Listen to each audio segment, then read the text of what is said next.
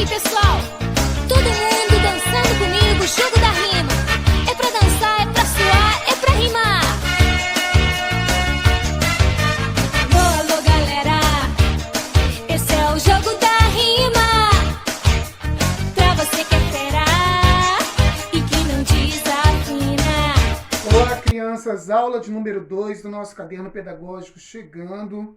E nós vamos dar sequência à aula anterior e nós vamos falar sobre versos, estrofes e rimas. Vamos relembrar primeiro o que é poema. Já está aí na nossa parede quadro a definição do poema. É um gênero textual que apresenta características que permitem identificá-lo entre os demais gêneros. É um texto composto de versos e estrofes, diferentes dos textos escritos em prosa. São recursos muito empregados no poema a musicalidade, a repetição e a linguagem por metáfora, palavras ou expressões que produzem sentidos figurados por meio de comparações. O verso representa a linha do poema, e quanto à estrofe, é o nome dado ao conjunto de versos. Eu já tinha falado com vocês a respeito disso, lembram? Bom, os versos, cada linha do poema. Estrofes, conjunto de versos, certo? Se vocês repararem, em todo poema existe uma musicalidade que é própria, né? Que marca o ritmo, que é a rima no final de cada verso. Muito interessante, por sinal. E dentro do poema escrito, existe sim uma linguagem mais metafórica na maioria das vezes, né? O que é linguagem metafórica? É uma linguagem simbólica, é uma linguagem que é uma comparação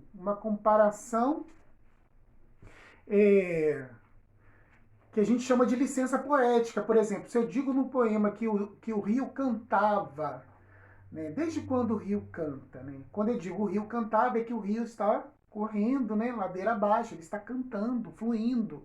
Né? E se eu digo assim, que o sol sorri para mim? Quando eu digo que o sol sorri para mim, não significa que o sol lá no céu está escancarando a gengiva e mostrando os dentes para mim aqui embaixo. Significa que o sol está brilhando demais. Né? Então, entender esse processo é importante na construção do que a gente sabe sobre versos, estrofes e rimas. Vamos continuar então? A questão de número 1 está dizendo assim, ó, os poemas podem tratar de vários assuntos. Leia o poema a seguir e responda às questões. O nome do poema é Tanta História, de Duda Machado, retirado de Tudo Tem Sua História, tá? E vamos responder as perguntas. Quantos versos e quantas estrofes o poema apresenta? Quantas palavras no poema Tanta História rimam com monte? Que ideia a repetição brilha, brilha acrescenta ao poema? Brilha, brilha. Qual é a ideia? É a ideia de que está brilhando muito ou está brilhando pouco? O verso e se esconde atrás do monte refere-se a quem? Ao sol, à lua, à montanha ou à nuvem?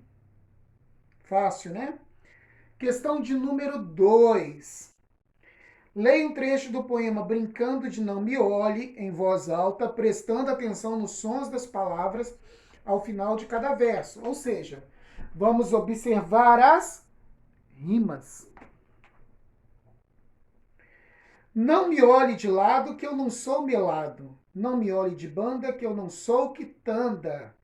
Não me olhe de frente que eu não sou seu parente. Não me olhe no meio que eu não sou recheio. Não me olhe na janela que eu não sou panela. Não me olhe na porta que eu não sou torta. Essa poesia é de Elias José. Letra A. Pinte os pares de rimas em cada estrofe. Para cada par de rimas, use cores diferentes, ou seja, cada par de rimas, cores diferentes. Quanto à estrutura, o que há em comum em todas as estrofes desse poema? O que há em comum? Eles têm o quê? Quantos versos? Eles são compostos de quantos versos? Né? Quanto a quantidade de versos por estrofe, que essa daí é a estrutura dele, tá bom? Questão de número 3. As quadrinhas são poemas populares simples, de fácil memorização, formados por 4 versos. Muitas delas têm rimas e são divertidas. As quadrinhas fazem parte do folclore, pois são criadas pelo povo e usam uma linguagem popular. Leia essas quadrinhas em voz alta e perceba o ritmo e a musicalidade e pinte as rimas. É só ler cada uma delas, né, em voz alta para vocês, observar as rimas existentes e pintar as rimas existentes. Essa aula foi uma aula mais rápida porque foi um complemento da aula anterior. Então, hoje vocês entenderam um pouco mais sobre estrofe, sobre rima, sobre musicalidade e sobre estrutura de um poema. Acho que vocês já estão até prontos para escrever produções textuais lindíssimas do gênero poema, né?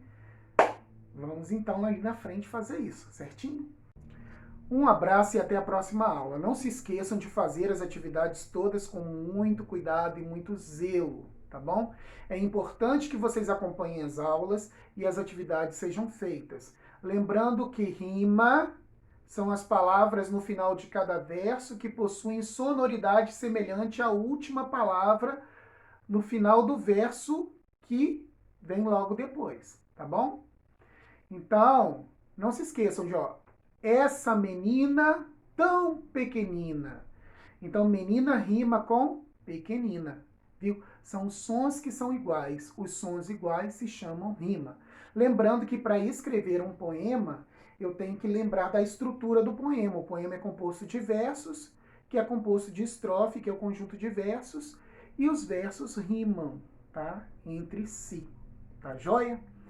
Então, quando vocês forem produzir o gênero poesia, poema, vocês já vão estar já sabendo que vocês vão ter que rimar as palavras no final de cada verso, tá certo?